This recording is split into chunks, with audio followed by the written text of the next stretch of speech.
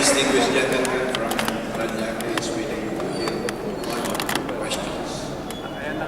It will be my pleasure, Madam Speaker. Please proceed. Thank you, Madam Speaker. At the outset, let me congratulate the Honorable Gentleman from Panatag, the Honorable Roilo Golez, first for that brilliant and we do appreciate the delivery of the speech, not only the delivery but even the substance. We are happy, Madam Speaker, that one of our colleagues stood up this afternoon. And I was also contemplating to take the floor on this issue. However, because the distinguished gentleman from Paranaque had already done so, I feel that I would just take advantage of asking a few questions from him to clarify a few issues, Madam Speaker. But let me say that we support all the recommendations submitted by the distinguished gentleman from Panatag. Thank you very much, distinguished colleague from Vizcaya. Now, just one clarification. First, may we know, Madam Speaker, if the distinguished gentleman from Panatag would know whether at the moment Filipino fishermen and any Filipino for that matter can freely go and enter this so-called Panatag area, which we believe belongs to the Philippines. The information I have is that they can fish the area. But right now, I understand that right in the lagoon, there are about 10 Chinese fishing vessels. 3 big ones and 7 small ones, plus 4 government vessels. Their territorial surveillance, 3 territorial surveillance ships, and 1 very big Bureau of Business ship, which can outclass our public vessels.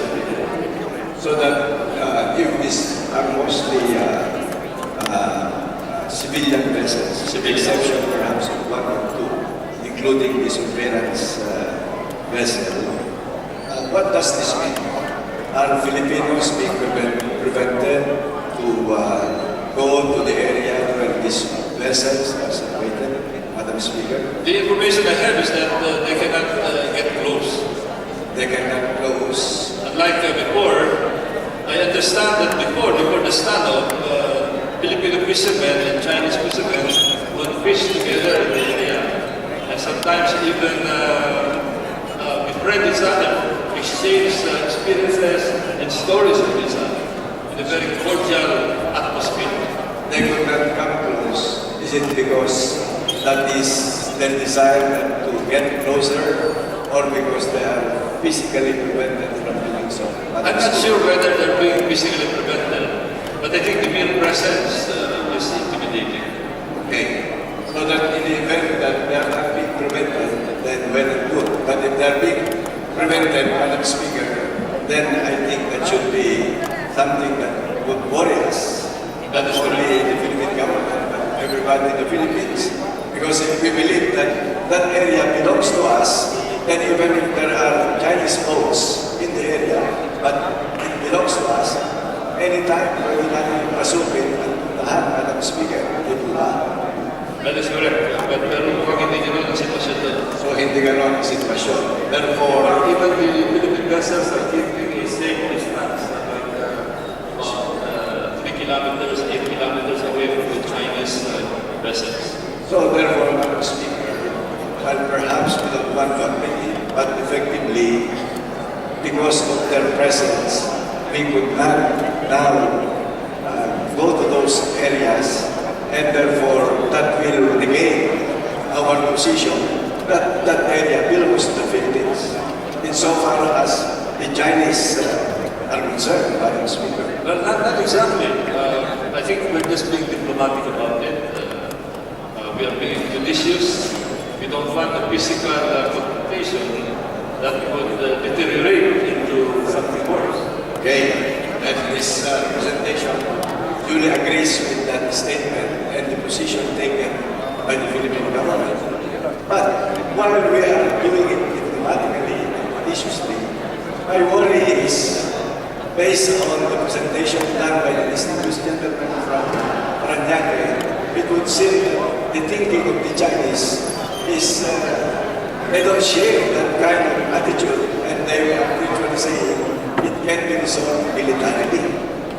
That is a great threat. That is not the official position. But you know, sometimes... yeah, it is not the official position, but coming from a general of the Chinese military, then it would seem, Madam Speaker, that they are trying to issue that, short of saying it is the official position of the Chinese government, but it is directly saying this is what we believe. That's correct. That, you know, sometimes they speak in parables, in riddles. It may be contained in an editorial by the People's Daily, by the China Daily, or it may be spoken by a quote-unquote renegade, unauthorized general. But it is intimidation nonetheless. But considering that the Chinese government never repudiated that statement done by Chinese in general, then it is indirectly saying we also subscribe to that view. Possible. Okay. Now, but you know, there's also a very interesting thing. And this paper was prepared and published by the International Crisis Group based in Brussels. And I did not attach it to the report because this is quite lengthy. But in essence, the International Crisis Group is saying that there is some kind of conflict, a struggle within the Chinese government. The military, the Ministry of Foreign Affairs, the bureaucracies, even the local government. This is part of the Hainan local government, the governor of Hainan, will be influencing the situation there also, and trying to have more influence in the area, more than the central government, and that the PLA is more influential than the Ministry of Foreign Affairs, but whereas in the Philippines, in this particular case, it is the Department of Foreign Affairs that does the talking, and not the Department of National Defense.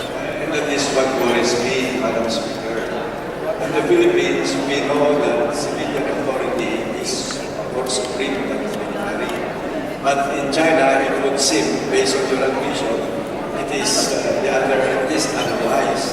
Therefore, of course, that statement that I showed, the video statement of this Navy officer, they said that they are going to follow the orders of their civilian leaders. Okay. At least to that extent, very reassuring. And of course, President Hu Jintao is a civilian, is not a military leader. Yeah, but what really worries me is that the Chinese will continue to display some kind of belligerent attitude, that they are even saying it's not diplomatic, that we don't believe that this should be the concern of international body, they do not even want international mediation, then it is indirectly saying it is a military solution that would apply so far as they are concerned. That is a statement coming from the general. But when they said that they wanted bilaterally resolved, they want a one-on-one meeting.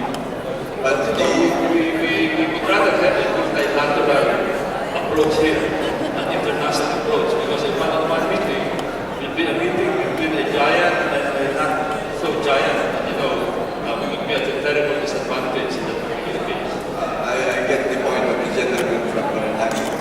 Considering therefore that we are signatory to the Congress, and this is... And China is also signatory to the Congress. Yeah, and China is also a signatory. And therefore, it is really very logical that instead of bilateral, it must be multilateral. It must be through the processes of the United Nations, considering that the Congress is, was an instrument, a document, upon the initiative of the United Nations, Madam Speaker. Is that the correct thinking? That is correct, Your Honor. And that's why I said earlier that it shows the weakness of the Chinese position. Because if they really have the documents, they would be the first one to go to court. Just like in a normal human experience, if you have a document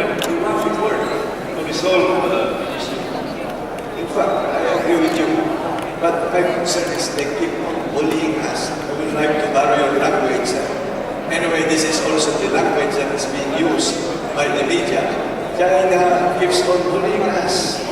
And what shall we do in light of this? Of course, we cannot counter-bully them. Perhaps, Madam Speaker, if they say it is a military solution, I submit, we would not in a position to face China militarily, Madam Speaker. But just the same, even if China will say that it is militarily stronger than us, that should not be a reason for us Filipinos to be intimidated. That is correct. After all, even in our pambansang awit, it says, ang mamatay ang dahil sa iyo, Madam Speaker. It is incumbent upon every Filipino citizen to come to the aid of the motherland. Kaya hindi tayo dapat tinatakot-takot ng Chinese.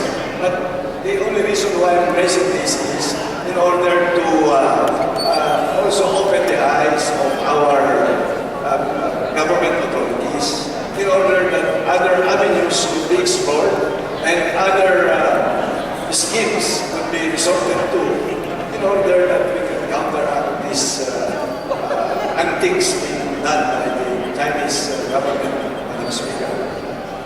One aspect that is happening that can help the Philippines is that right now the world is an open world, not like before where something can happen in isolation. Now everything can happen almost at real time, and the whole world can monitor what is happening. That is why if China, for example, would use force in order to resolve this conflict as suggested by this General Wu Yuan, then China will find this very costly also from the point of view of image, commerce, trade, its image as a supposed responsible, powerful country. I think it's a very good... And that will be in our favor. That's why it's very important to also exercise what I call public diplomacy. I said that one example is what we're doing right now. We are not part of the diplomatic world, but we're conducting public diplomacy. We're telling the world what is happening. If Madame Lewis will speak in San Francisco, in Washington, D.C., that is part of public diplomacy. If a Filipino group will demonstrate in Hong Kong, for example, that is what we call public diplomacy. I subscribe. And that can be very effective. I call it instead of using missiles, we use 1 million meters. Madam Speaker. Okay, I would no longer pursue that point. Before I end my interpellation, may I go back, Madam Speaker, to the U.S. RP or RPUS Mutual Defense Treaty or Agreement. Of course, it is the position of the gentleman from Panatag that we can invoke the provisions of the treaty or the agreement. Did I hear you right? That is correct. I quoted Article 5, which says that an attack on the armed forces, public vessels, or aircraft in the Pacific can be considered an armed attack on the other party. The problem, Madam Speaker, is while this is our view, and even during the last 2 public hearings of the Committee on Foreign Affairs, and this view was also articulated by the representatives of the Philippine military establishment, the DFA, and other sectors of the Philippine government who attended the committee hearing conducted by the Committee on Foreign Affairs. But my fear, Madam Speaker, is ganito ang paniwala natin, pero baka hindi naman ganito ang paniwala ng kabila. I'm referring to the U.S. government. But I think in the end, Madam Speaker, whether there is a mutual defense treaty or not, whether this is the mutual defense treaty in plain English, very clear,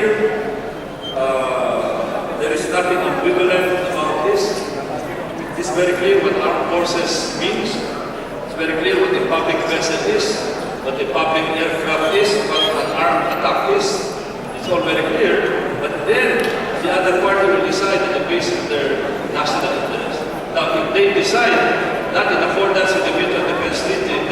they can be open to what they call it perfidy, accusation of being perfidious in their compliance with the treaty. But sometimes the American government is capable of doing that, Madam Speaker. Or if not the government itself, U.S. diplomats would somehow be willing to become tools in order to deflate the intention of the agreement. In the long history of mankind, that is correct. Now, anyway, I would not argue with the gentleman on that particular point. When we speak of national interest, my fear again is, would it be to the national interest of America to interfere in behalf of the Philippines, or it would be to her national interest to keep quiet, considering that China is also a factor to reckon with insofar as American interests are concerned. But I don't know, I cannot speak for the Americans, but I can only say that it is not only the Americans who are interested in what is happening here. The Secretary of the Foreign Secretary of the UK already expressed his opinion that this must be resolved diplomatically. Japan is very interested. Many years ago, they've always expressed their interest in the South China Sea because to them, this is a core issue. It's very vital to their economic survival. That's correct. But the issue now that I'm raising is on the mutual defense, wherein the UK Ministry of Foreign Affairs, Minister of Foreign Affairs would have nothing to do about it, Madam Speaker. So that if we go by the provisions of the mutual defense agreement, first I'm trying to establish that it may not be to the national interest of America to interfere and say we are obligated to help you by virtue of that agreement. But my last point is this: assuming that it is in accordance with their national interest, please take note also, Madam Speaker, the provision of Article 4, the first paragraph. I am sure the gentleman from Panatag has a copy of the agreement.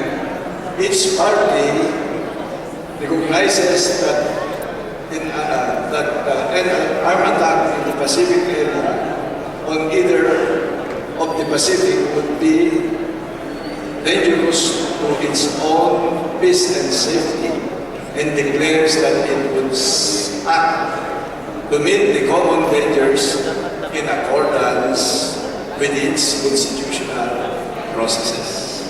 It is here that I'm a little bit alarmed, because some people who are knowledgeable in diplomacy and who understand what is constitutional processes, what does it mean by that term constitutional processes in American setting. It means that we have to go to the U.S. Congress and wait for the U.S. Congress to decide before America should act in accordance with the provisions of this agreement. And so my fear is, if it will still go to the U.S. Congress, our saying in Tagalog, aanin ka natin ang damo kung patay na ang kabayo. Gaano katagal magdidebate ang mga American senators at congressmen bago sila magkaisa. Okay, that is our obligation under the RPUS Military Defense Agreement. We would go and support the Filipinos. Or it may take a long time. That is just the worry that this representation would like to point out, so that I'm virtually saying that aside from the issue on the Panatag area, it's high time that we revisit the provisions of this agreement. Please take note, Madam Speaker, and the gentleman from Panatag was there when we were talking about the U.S. Philippine Visiting Forces Agreement. They kept on invoking, I'm referring to our diplomats, Philippine diplomats and military officials who were there in the committee, that that agreement is a byproduct or an offshoot of the mutual defense agreement between the United States and the Philippines, etc., etc. That's the only point that I would like to articulate for this party. And Madam Speaker, the gentleman from Panatag may react, but I would like to now by saying I would like to thank him for letting me and congratulating him for this very wonderful and impressive privilege speech. Thank you, Madam Speaker. Thank you, Madam Speaker. Madam Speaker, the provision cited by our distinguished colleague from cuts both ways. The constitutional process applies in the case of the U.S. and applies in our case. For example, if it is our assistance that is going to be involved, we can also involve our constitutional process that we can take action only with the approval of Congress. But let me just remind our distinguished colleague that the United States has been waging conflicts since the 50s without the benefit of an act of Congress. For example, the 10-year Vietnam War was conducted without an act of Congress. Maybe in the budget, but not in the declaration of war, for example. And that is the reality. We may call that the superpower intervention, but that is the reality, of course. But in our case, it may be different. We cannot send, for example, a flotilla of Philippine Navy ships in order to participate in a conflict where it is the U.S. being attacked, maybe without the consent of Congress. Thank you, Madam Speaker. Thank you, Madam Speaker. My distinguished colleague from Nueva Vizcaya. The gentleman from the back, teachers, is hereby recognized. The Honorable Dr. Thank you, Madam Speaker. Will the gentleman from Paranaque allow a brief interpellation? It will be my honor and pleasure, Madam Speaker, from the Act. Thank you, Madam Speaker. Well, in your excellent privilege speech, the Honorable Golez mentioned, and of course it is inevitable that it be mentioned, the Mutual Defense Treaty and the mutual obligations that may arise in the event of external attack upon either of the parties, Philippines or the United States. Now, the gentleman discussed Article 4, and in particular explained that there is a school of thought which says that the term attack on the metropolitan areas may not necessarily include, let us say, an attack on the disputed areas in the West Philippine Sea. Now, my question has to do with Article 5, and you cited this in your speech as well, Madam Speaker, which says again, for purposes of Article 4, an armed attack on either of the parties is deemed to include an armed attack on the metropolitan territory of either of the parties or on the island territories under its jurisdiction in the Pacific Ocean, its armed forces, public vessels, or aircraft in the Pacific. Now I would like to focus on the last part of that sentence. Several times the term Pacific is referred to. And would you not agree, Madam Speaker, that a direct reading of the text itself would seem to suggest, because of the use of the term Pacific and Pacific Ocean, that an attack, say, on Scarborough Shoal or the Spratlys, which is in the South China Sea, would not in fact be covered by this mutual defense agreement. That all throughout the treaty refers to the Pacific Ocean and the Pacific area. What does the speaker, what does the gentleman from Roilo have to say about that, Madam Speaker? Madam Speaker, mariners, navigators, geographers define the Pacific Ocean as bordering in the west coast of the American continent all the way to the coast of Vietnam. inclusive of the South China Sea, inclusive of the Celebes Sea, Philippine Sea, which is west of the Philippines, even New Zealand, Australia, that is part of the Pacific Ocean. From the time of Magellan, incidentally it was Magellan who called it Pacific. That is the definition of Pacific Ocean. There are many seas within the Pacific Ocean. There are many gulfs within a sea. There are many coves within the sea. And there is the China Sea, there is the Taiwan Strait, there is the Bering Strait. These are all part of the Pacific Ocean that I'm speaking. Well, thank you for that clarification, Mr. The Pacific Command of the United States Armed Forces even goes beyond the Pacific Ocean. It includes the Indian Ocean.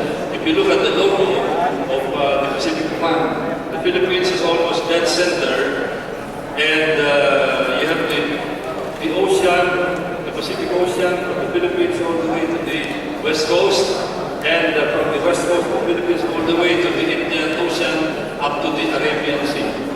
Well, thank you for that clarification, Madam Speaker, but the But point... I would say that's only up to the jurisdiction of the Pacific Command. But the navigators, the geographers, the mariners that division of the Pacific Ocean is only up to the Malacca Strait area. It's the Malacca Strait that subdivides the Pacific Ocean from the Indian Ocean. Thank you for that clarification, Madam Speaker. But as you yourself pointed out, the term Pacific itself could have many meanings.